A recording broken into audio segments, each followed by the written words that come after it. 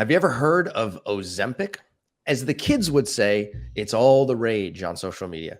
There's a literal explosion of posts about Ozempic, which is a pharmaceutical medication that was designed to lower blood glucose in those living with type 2 diabetes. But here's my question. Why are people talking about it so much? Especially those who are non-diabetic. What do they have to do with Ozempic, and why has it become such an important topic? If you go on social media, you'll see that many people are claiming that Ozempic is actually their magic bullet for losing weight.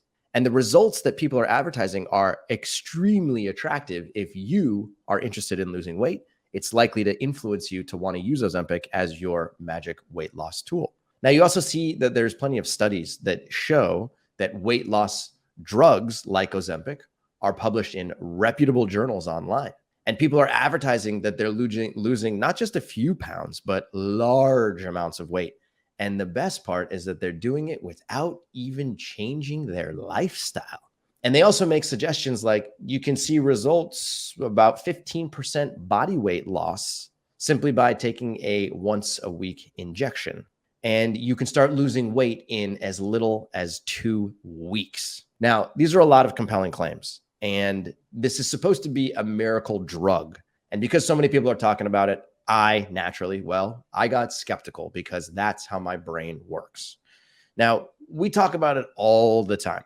People on the internet, and actually just humans in general, are obsessed with fun, fast, and easy results.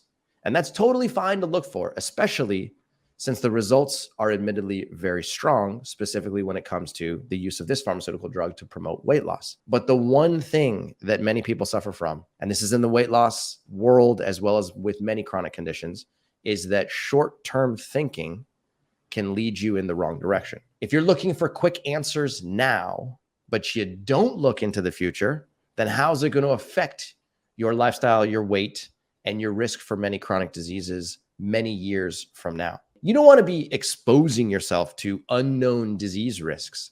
That's why in this piece, we're going to be talking about the science behind the so-called miracle drug, how it works, what are the side effects, and what are the risks that you should know before you even consider using something like Ozempic to lose weight. We're also going to review a lot of the results of these published studies, and we're going to take a big picture look and answer the big question, which is Ozempic something that you should even consider in the first place? Are people making the right decision to use it as an off-label weight loss drug? Yes or no? What might be missing from people looking at Ozempic as their get skinny quick scheme? There's actually a lot to unpack there. And finally, we're going to talk about if there's any situation where we would even recommend Ozempic as part of your weight loss strategy or your diabetes strategy. So sit back and let's get started. Now, let's get into the science of Ozempic because it's actually pretty fascinating stuff.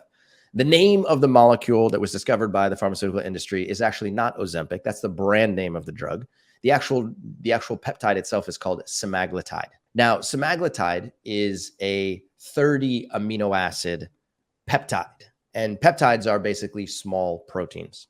And this peptide functions as what's known as a GLP-1 receptor agonist. That's a mouthful, okay? GLP-1 receptor agonists effectively means that it functions just like GLP-1, which is an endogenous peptide that you manufacture inside of your small intestine.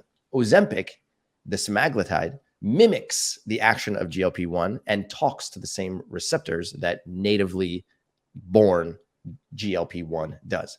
It's about 90% similar to the molecular structure of endogenous GLP-1, and it is actually secreted by the L cells in your intestine in response to food intake. The reason why this is important is because semaglutide actually has some fascinating ways of communicating not only with your intestine, but also your brain simultaneously. It does two things, and it involves a bidirectional phone call between your intestine and your brain.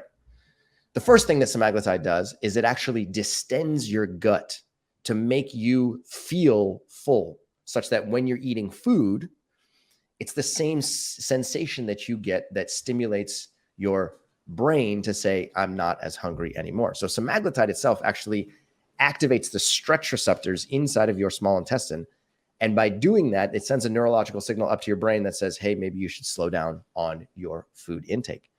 In addition to that, it also slows the movement of food material through your gut.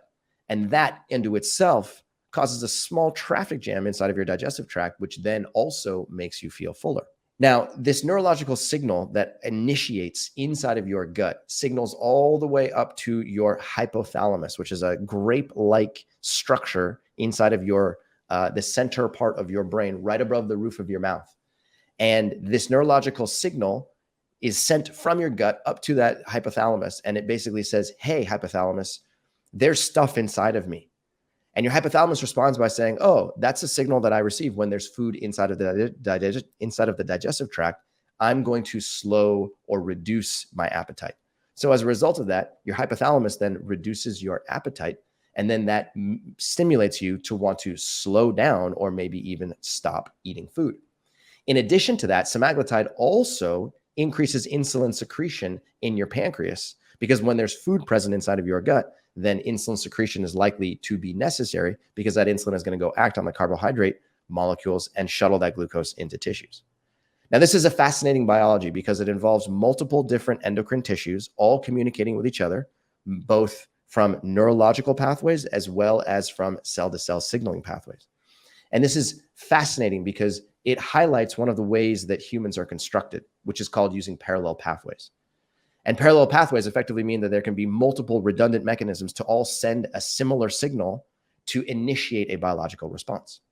And what that means is that the semaglutide peptide can stimulate mechanical receptors and neurons that send electrical signals to your brain simultaneously. Now, you can think of it as a bidirectional phone call between your gut and your brain. And the two of them are in coordination to tell you that you're full. And that's a good thing, because that means it's going to reduce your desire to eat more calories.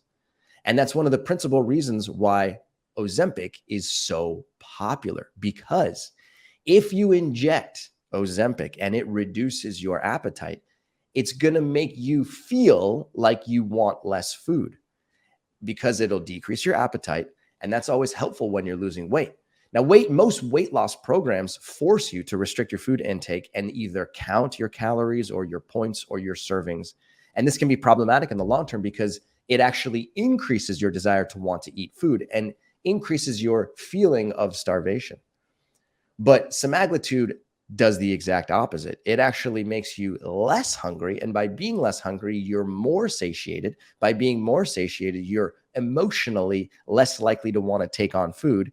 And if you're losing weight at the same time, that makes you feel like this process is just more sustainable. All right, now let's geek out on the science a little bit, because there's actually some very important research that was conducted in non-diabetic individuals, which is exactly why I find this study or this story to be so interesting. Now, there are many trials that have been done in humans over the course of many years.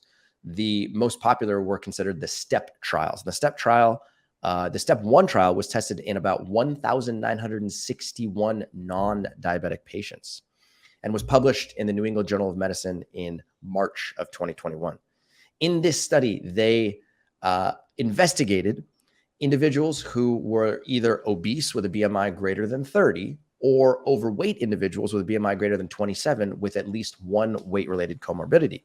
They tested the effect of semaglutide as a 2.4 milligram once per week injection versus individuals receiving a placebo injection containing no semaglutide.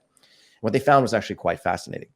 Over the course of 68 weeks, those that were receiving the semaglutide injection lost a staggering 14.9% of their original body weight, versus the placebo group, who only lost a 2.4% of their original body weight. This is a significant reduction in body weight in those that were receiving the semaglutide once a week injections. And this was the basis of information that led to many other STEP trials to continue to determine the safety and efficacy of the use of semaglutide in promoting weight loss. So you can see exactly why this is very tempting, because losing 15% of your body weight simply by taking a once a week injection is a very tempting proposition. Now, this is published in reputable journals, so what is there not to believe? I mean, sounds like pretty compelling evidence, right? Now, there's actually other drugs that can show these results, including things like, oh, I don't know, meth or MDMA or cocaine. I mean, if you really think about it, there's many different things that you can do to lower your weight, including smoking cigarettes. And I always like to joke around with people, telling people that, you know, the most powerful weight loss drug that was ever invented by humans is called the flu. In fact, we didn't invent the flu, but we know that when you get the flu, you actually lose a significant amount of weight. And it could just be that simple. But all jokes aside, it's important to understand that just because something helps you lose weight doesn't necessarily mean that it's safe, especially if it comes from the pharmaceutical world. That's why it's important that we also look at the side effects and the risks of using a pharmaceutical drug to lose weight, both in the short term as well as the long term.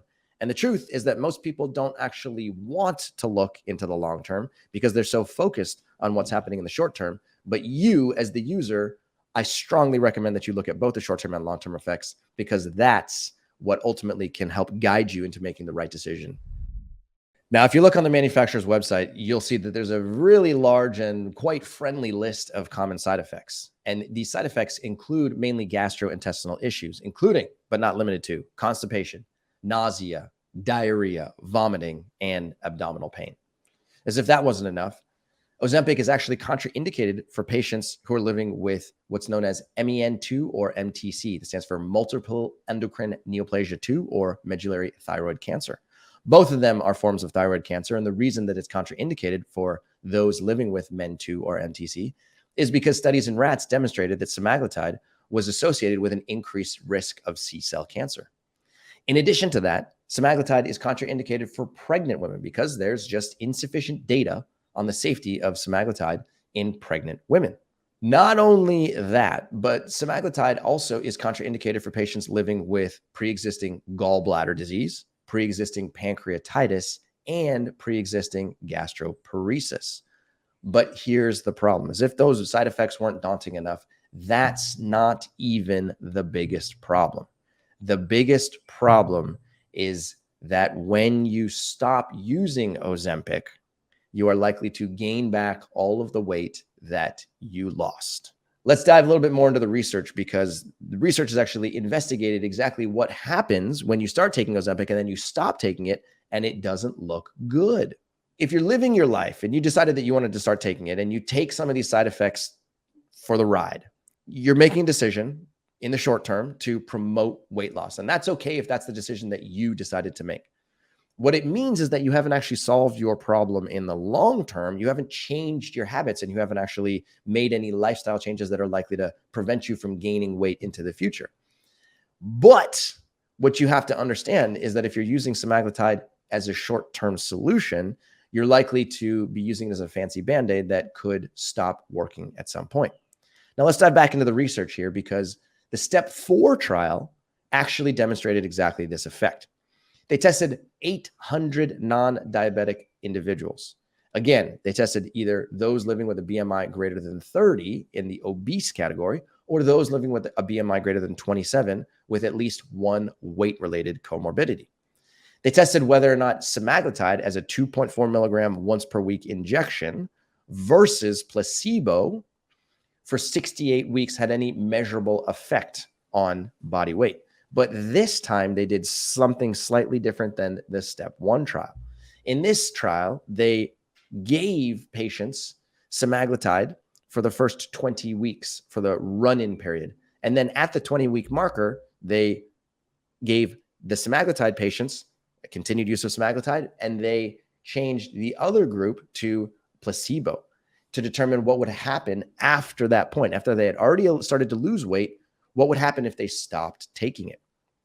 What they found was actually fascinating, which is that Ozempic literally stops working when you stop taking it. It's the same thing that happens when you're taking insulin, as an example. Insulin only works when you take it. So if you stop taking it, it's not going to help lower your blood glucose anymore. And I'm proof positive of that. I'm living with type 1 diabetes. I have to take insulin on a daily basis. If I miss insulin for one day, my blood glucose will go high within a few hours, and it will stay high as long as I don't have any insulin, because I'm living in an insulin deficient state. Ozempic is similar, and the Step 4 trial showed exactly that.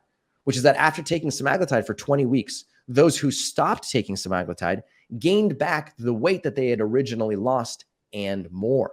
And that those who had continued to inject semaglutide lost an average of 8% of their body weight after 68 weeks. Now, that's a lot of weight.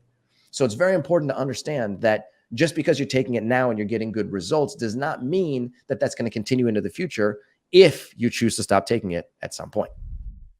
Hey, I'm Cyrus Khambatta, co-creator of the Mastering Diabetes Method, which has helped thousands of people reverse insulin resistance and take control of their lives no matter what type of diabetes they're living with.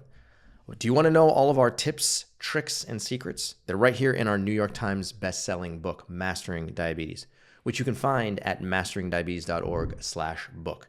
If you're ready to master diabetes, pick up a copy today. You won't be disappointed. Now let's zoom out here for a second and take a big picture look at the question that we asked at the very beginning, which is Ozempic right for you? I have identified that there are 4 main problems with the use of Ozempic. The first is that Ozempic is an expensive and short-term Band-Aid. And the reason for that is because people who are living with type 2 diabetes, who are prescribed Ozempic to lower their blood glucose, will experience lowered blood glucose as a result of GLP-1 receptor activation, like we talked about earlier. In addition to that, they're likely to lose weight, and the combination of improving your blood glucose through GLP-1 activation and by losing weight is a feed-forward mechanism to help you lower your blood glucose even more. But more and more people are using it as an off-label weight loss drug, and Ozempic is only a short-term solution for people who are truly not willing to put in the work to change their lifestyle. So you can think of it as basically a very fancy and expensive Band-Aid that costs on average $900 per month. It's fun. It's fast. It's easy. You can share it with your friends. You can laugh about it. You can share it on social media. And you can see results quickly. And trust me, who doesn't want that? The problem is that you're exposing yourself to side effects that are both known as well as unknown. And the cardiovascular disease effects are actually unknown. And there's a trial underway as we speak to determine what the long-term risks are, because right now they are incompletely described. Problem number 2, Ozempic is a get skinny quick scheme. Now, the exact mindset that often creates chronic disease in the first place is the exact same mindset that entices people to use something like Ozempic to lose weight. The reason is because lifestyle decisions like improving your diet or increasing the amount that you exercise or reducing the amount of alcohol you drink or reducing the amount that you smoke or beginning an intermittent fasting regimen, those are all solutions that last into the future. The problem is that they require effort. And if you're not willing to put in that effort to change your diet, to improve your exercise regimen, to reduce the amount that you drink, to reduce the amount that you smoke, or to start intermittent fasting, then you're making a short-term decision. And the short-term decision is to use an injectable pharmaceutical medication to help you lose weight, because that's what you see on social media and that's what the evidence shows. So if Ozempic comes and goes, then you've still got all the other habits that led to the creation of chronic disease in the first place. And unless you decide that you want to take Ozempic for many years, you're implementing a get skinny quick scheme that is bound to run out of steam at a certain point. Problem number 3, you can activate stretch receptors in your small intestine using your food by itself. Now, let's think back. Stretch receptors are the receptors that are activated by semaglutide. Those are the GLP-1 receptor agonists that sent a signal up to your brain that told your brain that there was material inside of your GI tract and that it was time to reduce your appetite. Now, these stretch receptors are present all throughout your small intestine and your large intestine, and they're actually activated by bulk, which is a combination of both fiber and water.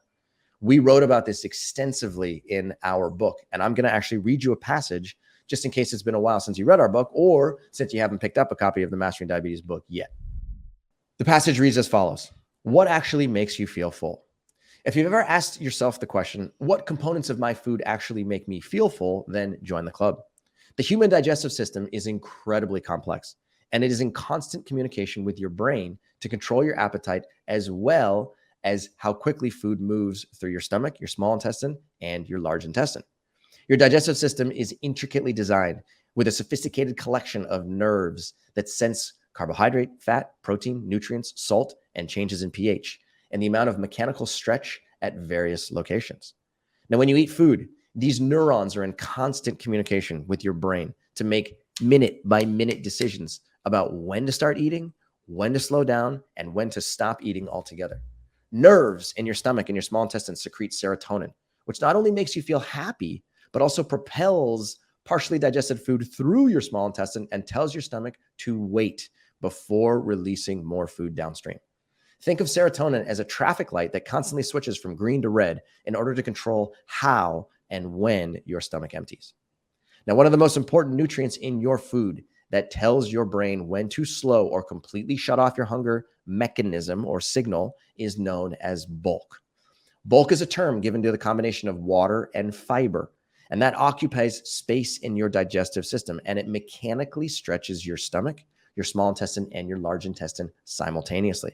Scientists believe that because bulk is the most effective satiety signal, that the amount of bulk in your food is the most important determinant of how satisfied you feel after eating a meal. So if activating stretch receptors triggers your brain to reduce your appetite, then you effectively have a choice. Option number one, activate stretch receptors in your small intestine by slowly increasing your fiber-rich food intake, which will increase your bulk intake, which will then cause you to start to feel more full as you increase the number of foods that contain fiber. Option number two, activate stretch receptors in your small intestine by injecting Ozempic, a medication that is known to increase your risk for thyroid cancer, gallbladder disease, pancreatitis, and gastrointestinal issues like nausea, constipation, diarrhea, and as yet unknown cardiovascular side effects. The choice is yours, my friends. I'm sure you can tell by the tone of my voice that I would choose option number one. And yes, of course, I am encouraging you to also choose option number one. Option number two is a dangerous game. It is a game that is focused only on the short term, and it's a game that has no guaranteed long-term strategy. If you're looking for something that can actually help you lose weight and help you feel full, then eating a fiber-rich diet is the obvious choice, and I hope that makes sense. Problem number four, the side effects simply aren't worth it.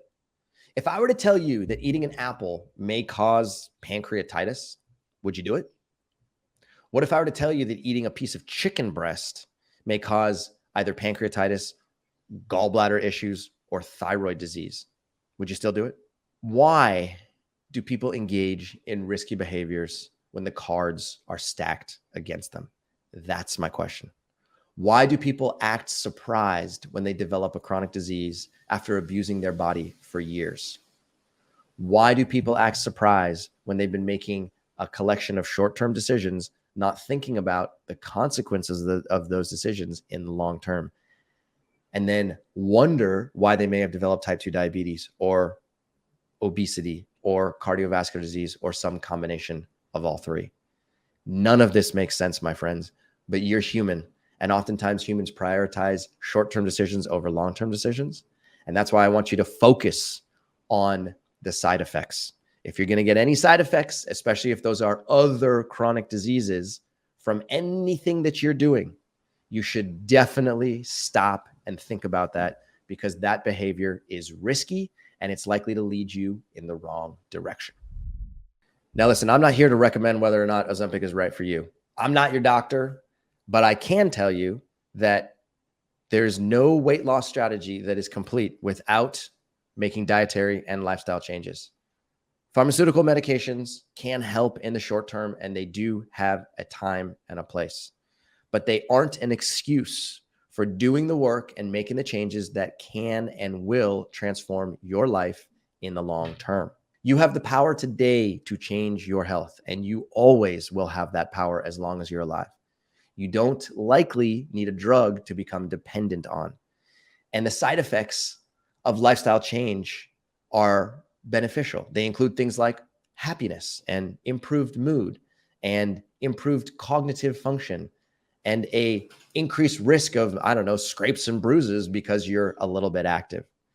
The point is that the side effects of lifestyle change are things like putting in effort and trying and becoming consistent and making new friends with other people who are also doing the same thing. And that can certainly require a lot of effort.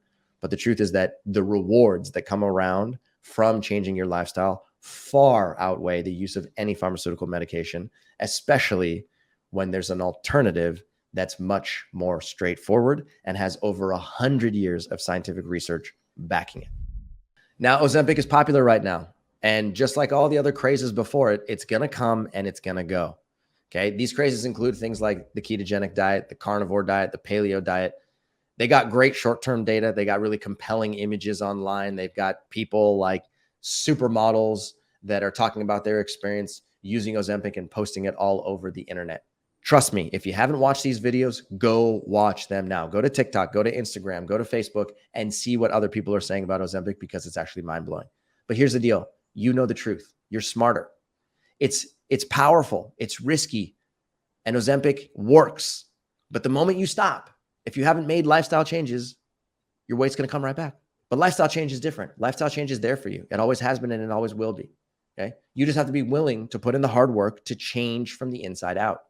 And here's the truth. Nothing is ever going to substitute for that. In the same way that you can get away with cheating in high school, at some point, you're going to get caught. You can get away with cheating on your significant other, but at some point, you're going to get caught. You can get away with eating a high calorie density collection of foods, with not exercising, with drinking alcohol and ignoring a plant-based lifestyle. But at some point, it's going to catch up with you. And I just want you to realize that you have the power at any moment in time to change the course of your life. But you, my friend, you have to be the one to accept the challenge, to rise to the occasion and take control of your life. If you choose to follow a plant-based lifestyle, it's likely to be one of the best decisions of your life. I guarantee it. I've been there before, and we have thousands of people who also swear by it. I hope you take this to heart. I hope you learn something in the process, and I hope it shapes the way you think about decisions that you make in the short term and decisions that you make in the long term. Hope you have a great day. Hi, I'm Cyrus Khambatta, co-founder of Mastering Diabetes. Now, all the health science on the internet today can make your head spin, right? Well, guess what? It makes my head spin, especially when you're trying to apply real science to your life to change your life for the better. I'll be the first person to tell you that I get frustrated with most of the nonsense that I see online about how to lower your blood sugar and how to lose weight.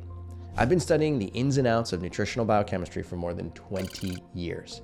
And I have a PhD in the subject of insulin resistance, which means that I've read more than most humans will ever read on this subject. The reason why this is important for you is because my team and I have created a coaching program, which is backed by real science that has helped real people just like you really reverse insulin resistance and do it for good. And make no mistake about it, insulin resistance is the one thing that will make your blood glucose hard to control today, hard to control tomorrow, and hard to control years into the future. So it's absolutely essential that you understand exactly what insulin resistance is, what causes it to grow, and how to get rid of it using your food as medicine. Now, we've assembled a team of expert coaches. We're talking dietitians, nurses, and certified diabetes educators. And they're all here for one reason: to help you master diabetes and achieve your ideal body weight permanently. Now, if you want average health, or you don't mind being frustrated controlling your blood sugar, your cholesterol, your blood pressure, and your body weight every day, then this personal coaching program is not for you. But it is for you if you want to have the best health that you've had in years, to fully reverse insulin resistance, regardless of whether you're living with type 1, type 1.5, prediabetes, type 2, or gestational diabetes. This personalized coaching program can change your life permanently. And we know that because it's changed the lives of more than 10,000 people that we've worked with directly, and the number goes up every day. To get started, just visit masteringdiabetes.org/start and answer some questions about yourself. Then schedule a free consultation to talk with somebody on our team who will show you exactly how we've transformed the lives of thousands of people using this exact method. It's important for you to answer all of the questions to the best of your ability, because we want to be able to help you assess whether you're a good fit for a personal coach.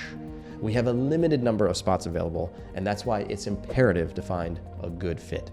Again, visit masteringdiabetes.org/start to schedule a free, zero commitment discovery call and start taking control of your health today.